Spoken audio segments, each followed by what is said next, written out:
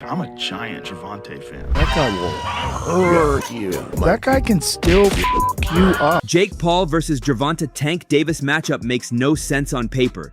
It challenges the logic of weight classes. Yet, it's happening, and the world is watching. Clear. They would use a different language, such as, instead of calling it a fight, I actually don't see the word fight.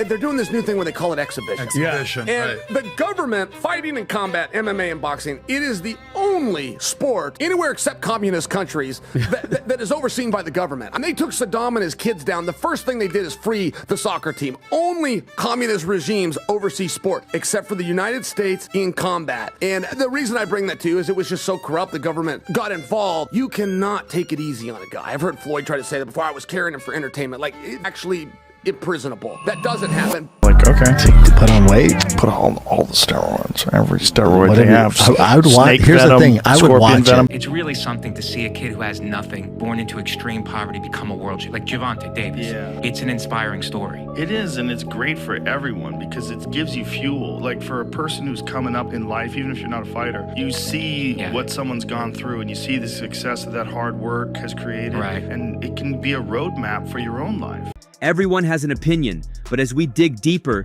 this clash of size versus skill becomes darker and more complicated. While many are asking if Tank can win, the bigger question is whether this fight is even real.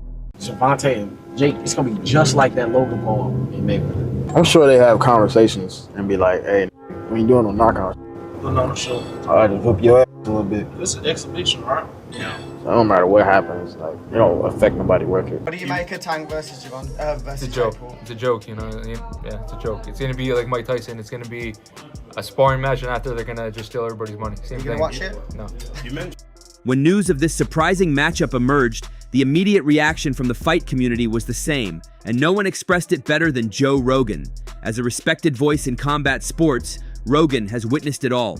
He has called fights for decades, analyzed many styles, and understands the physics of violence. I'm a giant Gervonta fan. I Yeah. think that guy is so unusual. Yeah. His style's so unusual and his patience. The Leo Santa Cruz fight was really something for me because Leo Santa Cruz is a technician, Mexican style, and the fight was very close before Tank stopped him. But he has that power that can end it. He finds these openings and he sees them, but he doesn't go after them right away. He waits for the right time. He's so patient. Like when you watch the early rounds of his fights, he probably has the lowest punch count in the early round. But he also knows he's got that nuclear option that if he can crack you, most likely he's going to take you out. He's got massive confidence in that. Regarding Jake Paul versus Gervonta Davis, his assessment was strikingly simple.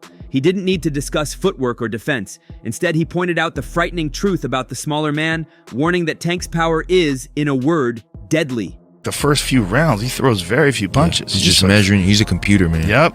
He's just getting the data on you, faking you, taking pictures of everything you do, and then like round 3, round 4, he starts to fucking and he's slipping, pop, pop, pop. He's got special power too. His power's special. And he's mean too. As well, Oh man. yeah. Mean is a big part of it, isn't it?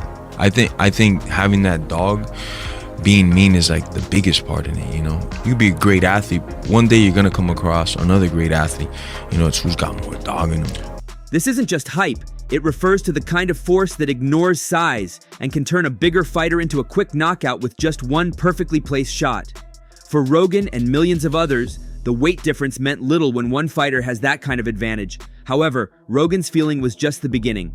You know, the conversation he had with Eddie Hearn, where he That's what I was said, getting at. I will knock out any one of your guys that has under 10 fights. He goes, whoever you want to have, bring me any guy that you have that's under 10 fights. You can see Eddie Hearn like, shit.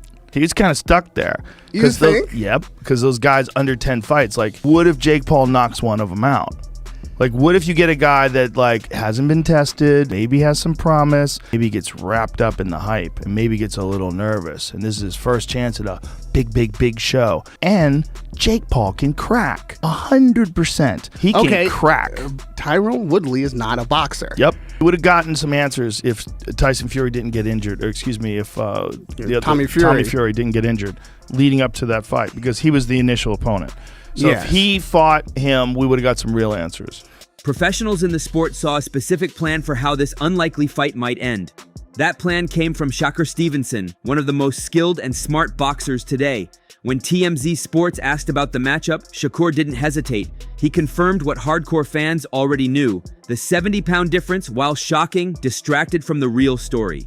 He forecasted a clear victory for Tank Davis, but not necessarily through a brutal knockout. Instead, he outlined a more technical way to win. Shakur explained that Tank would use his superior boxing intelligence, built from years of experience, to completely outclass Jake Paul.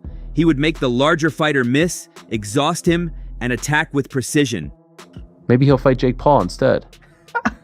What do you think of that? I think that's terrible. Why? I mean, I get it, because at the end of the day, it's the money business, and you want to make the most money, but from what I'm hearing, he can make more money in a fight with me, and if that's the case, why not fight me? Sure. Do you think he beats Jake Paul? Do I think he beats Jake? Yeah. I mean, it's a huge size advantage, though. It is, but I think Tank got the skills to make sure he come out on top.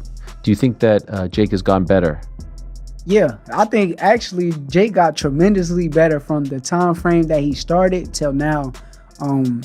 And in the right situation, I also could see him become a world champion. Really? Yeah. In the elite boxing world, Jake Paul had no chance because Tank has been perfecting his skills since childhood. It was a logical analysis by a sports master. The online battle erupted quickly. Gervonta Davis, known for his bluntness, made a harsh promise to his followers, stating he would beat the brakes off Jake Paul. It was a raw statement from a champion who felt disrespected by the matchup's suggestion. But Jake Paul, a master of promotion, didn't retreat. He replied confidently, "Yeah, I'd be down. Let's run it." He ended with a question that highlighted the absurdity of the situation, jokingly asking if there was a height limit in boxing. Gervonta Davis just posted that he would beat the brakes off of you if you guys fight. Yeah, I mean, I'll be down.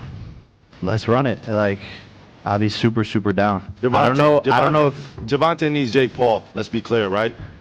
Is there a height limit in boxing? The graphics illustrated the story. Paul, the giant at 6 feet 1 inch, towering over Davis at 5 feet 5 inches.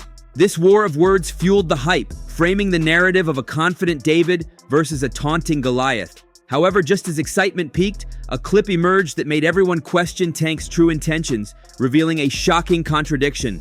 Away from the scripted press conferences and heated social media debates, a different side of Gervonta Davis surfaced. On the Full Send podcast, when asked to share his honest thoughts about Jake Paul, Tank didn't hold back. He called Paul a clown. He went further, admitting that if his own team suggested a fight with Paul, he would just laugh. He explained that this type of fight wasn't right for his career at that time. He hadn't yet achieved the legendary status of Floyd Mayweather or Manny Pacquiao, who could take on entertainment bouts without tarnishing their legacy. Tank stated he needed to stay focused on his real boxing career. How about Jake? What do you think of Jake? Clown. Yeah. He's a clown. Would you look at it as a joke if your team was like, yo, we want you to fight Jake Paul? Would you be like, come on, man? I laugh at him. Like, you want me to fight him? You think it'll ever come to the point where you're going to mix into, I mean, you're obviously doing the real shit, but will it ever mix into the point where the money's big enough Yeah, for would you to ever do a take- fight like that? I feel as though in my career, I can't do that right now. These remarks were shocking. Why would a fighter who views his opponent as a clown suddenly agree to fight him? This contradiction stirred doubts, leading many to believe the only explanation was a huge, life-changing payday. But this strange contradiction was just the start of the chaos. Behind the scenes, the entire event was about to collapse before it even began.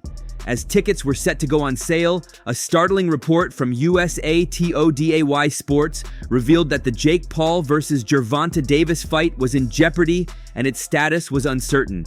The issue didn't involve the fighters or the promoters, it was a legal problem. The fight was meant to occur in Georgia, and Paul's promotion, MVP, had requested a special rule waiver to skirt the state's strict regulations about weight differences. The whole fight was on the verge of falling apart due to a legal issue that seemed predictable. While regulators questioned the fight's legality, critics began to doubt its authenticity. With the fight's foundation appearing unstable, a damaging theory began to gain traction, that the whole event was staged. Boxing coach and analyst Daily Perales offered a scathing assessment, labeling the bout a potential fake fight. He presented two possible outcomes for the audience. First, if the fight is real, he predicted Tank would use his defense to withstand Paul's wild early attacks, let the bigger man tire out, and then land powerful punches with ease. He argued that if Tank could do this against elite opponents, hitting Jake would be even simpler, but he also warned of a more suspicious possibility. He cautioned fans, "If Gervonta does nothing during the fight and throws punches without solid power, then we know it's fake." He had drawn a line for millions of viewers to notice. The notion that the fight could be a scripted event spread rapidly. Jake Paul versus Gervonta Davis. Does Davis have a chance? Gervonta is a fucking great boxer, but he ain't gonna do shit with fucking Jake Paul. So you got Jake Paul by knockout, or? No, I don't got anybody, but I don't think he's just too small. It just. I don't want to beat up somebody that small. I don't want to, you know what I'm saying? What do you think of the fight? I don't want to lose to somebody that. There's no point in the fight. It's a great fight, actually. I'm not hating on the fight, but I think. My thoughts on it is let's watch and see what happens. Jake Paul's favored. He's a favorite, yeah. Well, he's 27 years old, and he's a really good boxer. He's a very good boxer. Like, he's a legitimate professional boxer. He fought Tommy Fury, who's also a legitimate professional boxer, a real good one. He's Tyson Fury's younger brother, and he lost a close decision. But it was a good fight, a real good fight against a good fighter. He can fight. Yeah. Just when it seemed every expert was aligned on one of two views, either a genuine win for Tank or a phony spectacle, one notable voice in combat sports disrupted the entire debate. That voice belonged to Chael Sonnen. His perspective on this fight was the most shocking of all. He didn't believe Tank would win, nor did he think it was a staged fight. He made a bold prediction. Jake Paul would win, and he would win badly.